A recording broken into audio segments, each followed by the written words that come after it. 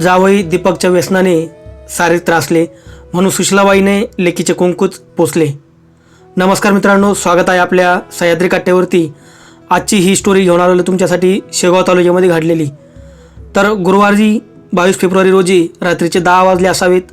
शेगाव शहरात शिवसेना पक्षप्रमुख उद्धव ठाकरे यांचा मुक्काम असल्याने जिल्ह्यातील अर्धे पोलीस प्रशासन शहरात बंदोबस्तात होते. शेगाव ग्रामीणचे ठाणेदार वडगावणकर बंदोबस्तात तैनात असतानाच जवळा बुद्रुक गावात सासूच्या मारहाणीत मद्यधुंद जावायचा मृत्यू झाल्याची माहिती त्यांना मिळाली. सासूने जावायची जीव कशासाठी घेतला असेल हा मोठा प्रश्न होता. पोटच्या लेकीचं कुंकू पुसण्याचा आई सज्ज होते. याचा अर्थ नक्कीच त्या जावाईमध्ये काहीतरी खोड असावी असा अंदाज पोलीस करत होते. पोलीस घटनास्थळी पोहोचले तेव्हा सगळा घटनाक्रम उघड झाला. हतबल झालेल्या आईने लेकीची त्रासातून मुक्तता होण्यासाठी उचललेले पाऊल तिला तुरुंगात घेऊन गेले. तर बघूया मित्रांनो सविस्तर घटना काय घडली, कुठे घडली आणि कशी घडली. जावायलाच सासूने खून करून मारले. आपल्या स्वतःच्या लेकीचंच कुंकू पुसलं, पण काय कारण होतं, कशामुळे पुसलं हे मेन आपल्याला बघणं जरुरी आहे आणि त्याचं आपण आता बघतोय. तर शेगाव तालुक्यातील जवळा गावामध्ये सुशीला काळे ही 55 वर्षीय महिला, तिची मुलगी वैष्णवी व 8 वर्षाची नातू साई यांच्यासह राहायची. 2 मायलेकी काबाड कष्ट करून 3 जीवाच्या प्रपंचांचा गाडा हाकायच्या. सुशीलाबाईचं उभं आयुष्य तसं कष्टातच गेलं. लग्नानंतर नवऱ्याशी न पटल्याने वादापेक्षा समझोता बरा म्हणून 26 वर्षापूर्वी नवऱ्यास सोडचिठ्ठी देऊन 4 वर्षाच्या चिमुकलीला वैष्णवीस कडेवर घेऊन तिने आपले माहेर गाठले. मुलीलाच आधार मानून तिने मुलगी वैष्णवीचा मोठ्या हिमतीने सांभाळ केला. शेतमजूर करून राबून मुलीला लहानाचे मोठे केले. मुलीचे हात पिवळे करण्याची वेळ आली. जवळच्या नातेवाईकांकडून शेगावचे स्थळ सुचवले. उपवर मुलगा दीपक पानपट्टी व भाड्याने गादी देण्याचा व्यवसाय करत असे. दोन्हीकडची पसंती झाल्यावर मुलगा नसल्याने होणारा जावई दीपक याच्यामध्येच मुलगा पाहत सुशीलाबाईंनी मोठ्या विश्वासाने वैष्णवीचा हात दीपकच्या हातात दिला. 2013मध्ये शेकडो पाहुण्यांच्या साक्षीने दोघांच्याही डोक्यावर अक्षता टाकल्या. सुखी संसाराची स्वप्न पाहत वैष्णवीने दीपकच्या घरात उंबरठा ओलांडला. काही महिने सुरळीत गेले. दोघांच्या संसारवेलीवरती साई नावाचे गोंडस फूल उमलले. दीपक कधी कधी दारू प्यायचा. वैष्णवीने त्याला बऱ्याचदा समजावले, पण दीपकचे पिणे कमी होण्याऐवजी अधिक वाढले.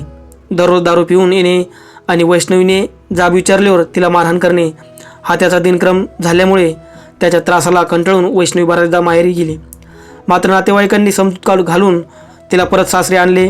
नवऱ्याच्या त्रासाबाबत शेगाव ग्रामीण व शेगाव शहर पोलीस स्टेशनला बऱ्याचदा तक्रारी केल्या. मात्र दीपकमध्ये कोणतीही सुधारणा होण्याची चिन्हे दिसत नव्हती. अखेरीस वैष्णवीने मुलगा साईला घेऊन 2018मध्ये नेहमीचे दीपकचे घर सोडले. ती माहेरी आईजवळ जावळा येथे राहायला आली. आईप्रमाणे तिच्यावरही घर संसार सोडण्याची बेकार परिस्थिती ओढावली होती. फरक एवढाच की आईने सोडचिठ्ठी दिली होती तर वैष्णवीने नाते कायम ठेवत कंटाळून घर सोडले होते. नातेवाईकांनीही दीपकचा प्रकार नेहमीच असल्याने वैष्णवीला समजवण्याच्या भानगडीत न पडण्याचा निर्णय घेतला. वैष्णवी परत घरी येत नसल्याने दीपक चिडला होता.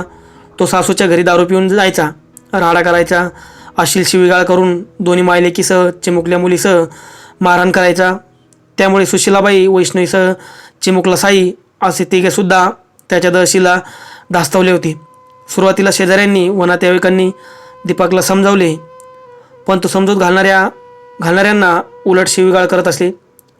त्याच्या नादी लागल्याने कोणी प्रयत्नच करत नव्हते.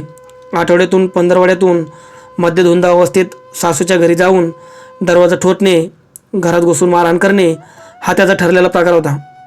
तो दारू पिऊन आपल्यावर त्या दोघी मायलेकी घराबाहेर राहून कुलूप लावून घरात लपून बसायच्या. त्याने त्यांना जगणेच नकोसे करून सोडले होते. 22 फेब्रुवारी रोजी संध्याकाळी 6 वाजता दीपक दारूच्या नशेत झिंग सुशीलाबाई यांच्या घरासमोर आला.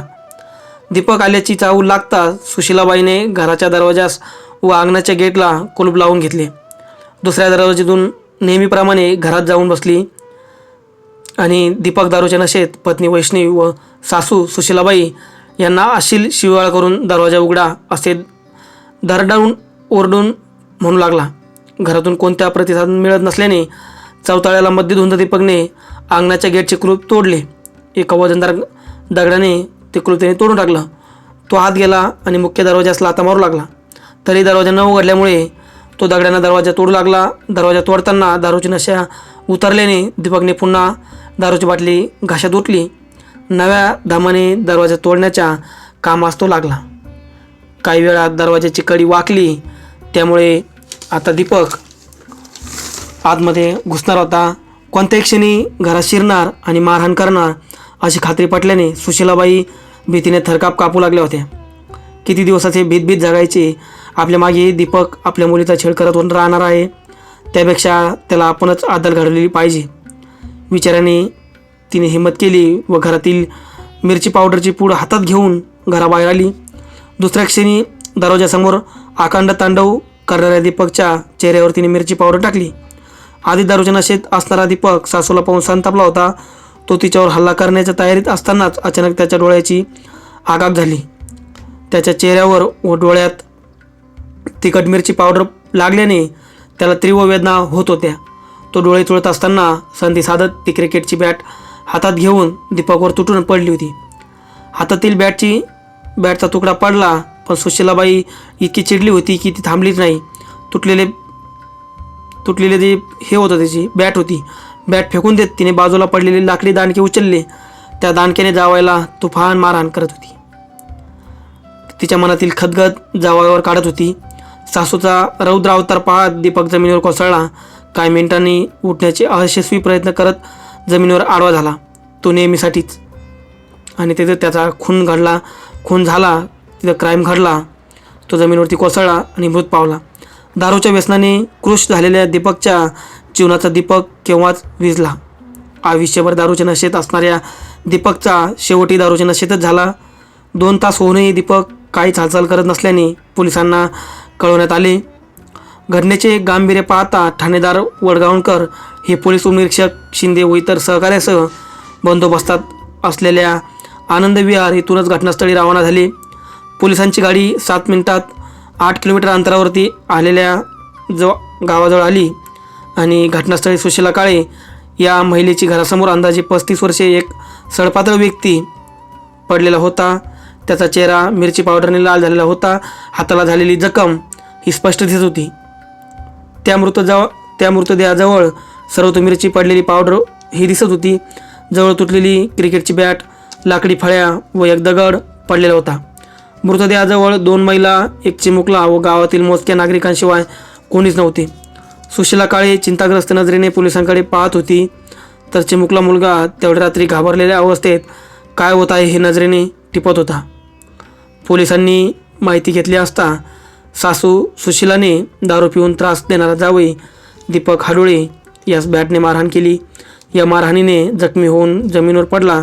तो उठलाच नसल्याचे उपस्थितांनी पोलिसांना सांगितले. शेगाव ग्रामीण पोलिसांनी मृतदेह शवविच्छेदनासाठी शेगाव येथील सईबाई मोठे उपजिल्हा रुग्णालय रवाना येथे केला. मृतकाची पत्नी वैष्णवी दीपक डोहाळे यांच्या तक्रारीवरून शेगाव ग्रामीण पोलिसांनी आरोपी सासू सुशीला अवधूत काळे व 55 हिच्यावरती गुन्हा दाखल केला. पोलिसांनी सकाळी घटनास्थळी पंचनामा करून बॅट, दगड व लाकडी फळ्या जप्त करून संशयित सासू सुशीला काळेला ताब्यात घेतले. दारुड्या जावयाच्या त्रासाला कंटाळलेल्या सासूने जावयाचा बळी घेतला होता. एक सुखी संसारात दारूमुळेच विघ्न आले आणि त्या संसाराची अखेरी दारूतच झाली. या घटनेचा तपास जिल्हा पोलीस अधीक्षक हे सर्वजण यांची टीम करत आहेत. तर बघा मित्रांनो, एक सासू आपल्या पतीला सोडून, म्हणजे एक महिला आपल्या पतीला सोडून त्याचं कुटुंब सांभाळते, तिचं घर सांभाळते. छोटी मुलगी वैष्णवी नावाची, तिला लहानाचं मोठे करते. मोठं केल्यानंतर तिला मुलगा नसल्यामुळे ते आपल्या जावयामध्येच मुलाचं रूप पाहते आणि त्या मुलाशी लग्न करून देते. पण मात्र तोही असा निघतो जावई की एक रुद्र अवतार, एक रुद्र राक्षसासारखा तो निघतो आणि दारूच्या व्यसनात जाऊन त्याचाही संसार तो उद्ध्वस्त करतो आणि नंतर यांनाही घरी येऊन त्रास देतो. पण सासूने थोडासा विचार करायला पाहिजे त्या गोष्टीवरती. पोलीस स्थानकामध्ये जाऊन त्याची कंप्लेंट करून पोलिसांना सांगून त्याचा काय तो एकदाचा आपल्या कचाट्याने योग्य निर्णय त्याचा घ्यायचा होता. तर हे पाऊल उचलणं हे चुकीचं म्हणता येईल आपल्याला. इथे दारुड्याने त्रास देत होता, सहन करत होता, सगळ्या गोष्टी होत होत्या.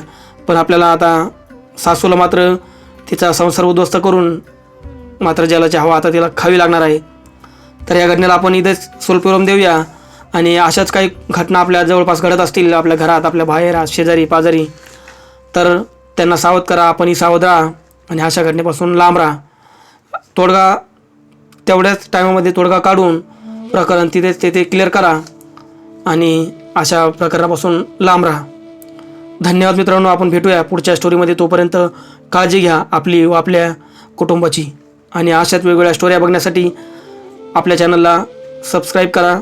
धन्यवाद.